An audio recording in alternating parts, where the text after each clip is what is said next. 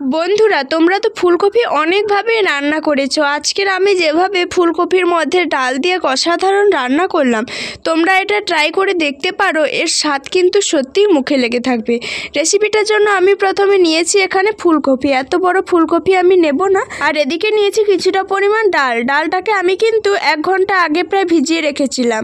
এখন দেখো, এদিকে আমি ফুলকপিটাকে কেটে নিয়েছি। তোমরা তোমাদের পরিমাণ মতো এখানে ফুলকপি নেবে। আর গরম জলের মধ্যে ফুলকপিগুলোকে আমি একটু ভাপিয়ে নেব। তার জন্য লবণ দিয়ে এগুলোকে একটু নাড়াচাড়া করে নিচ্ছি। তারপর ঢাকনা দিয়ে 5 মিনিট মতো কিন্তু আমি এগুলোকে ভাপিয়ে নেব।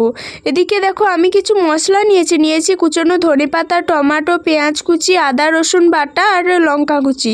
এই সব মশলাগুলো আমি নিয়েছি। আর এখানে দেখো, ডালটা আমার অনেকটাই ফুলে উঠেছে। আমি ডালটাকে এখন ভালো করে ধুয়ে নিচ্ছি, পরিষ্কার করে নিচ্ছি। তোমরা এটা কিন্তু ধুয়েও ভেজাতে পারো।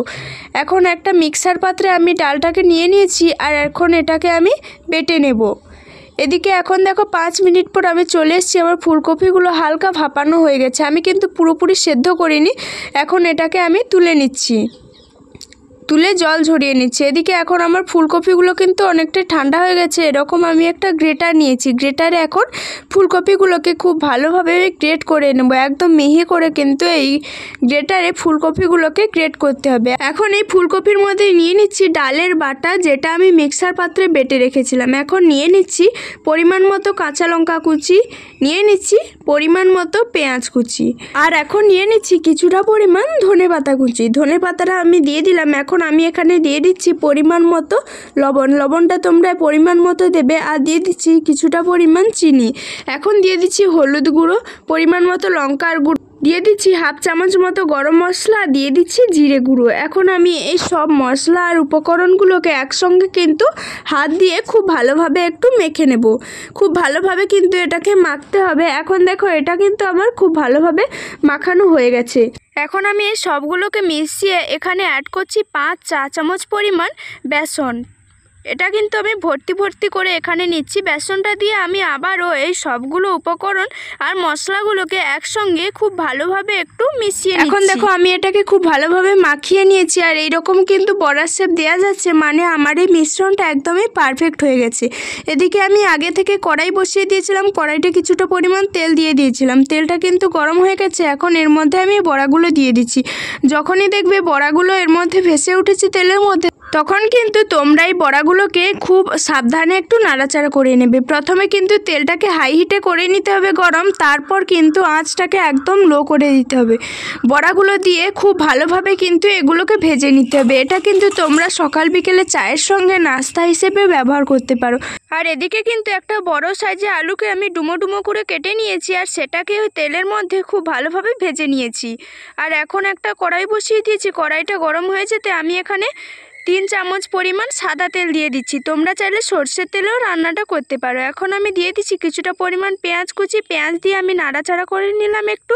এখন দিয়ে দিচ্ছি 1 চা চামচ পরিমাণ আদা বাটা। আদা দিয়েও আমি আবার একটু নাড়াচাড়া করে দিয়ে দিচ্ছি 1 চা চামচ রসুন বাটা। রসুন, আদা, পেঁয়াজ খুব ভালোভাবে মিশিয়ে এখন আমি দিয়ে দিচ্ছি কিছুটা পরিমাণ টমেটো কুচি। এই সবগুলো উপকরণকে আমি আবারও কিন্তু খুব ভালোভাবে মিশিয়ে নিচ্ছি। টমেটোটা গলে যাওয়ার জন্য আমি এখানে কিছুটা পরিমাণ লবণ অ্যাড করলাম। সেই পাকে আমি কিন্তু এদিকে একটা মশলা নিয়ে নেব। 1/2 চা চামচ পরিমাণ হলুদ গুঁড়ো, 1/2 চা চামচ পরিমাণ লঙ্কার গুঁড়ো নিলাম।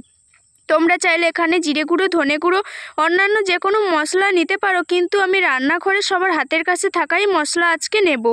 এখন আমি হলুদ গুঁড়ো আর লঙ্কা গুঁড়োর মধ্যে জল দিয়ে খুব ভালোভাবে মিশিয়ে নিচ্ছি। এইরকম মশলা জলে গুলে নিলে মশলার বাটা স্বাদ পাওয়া যায়।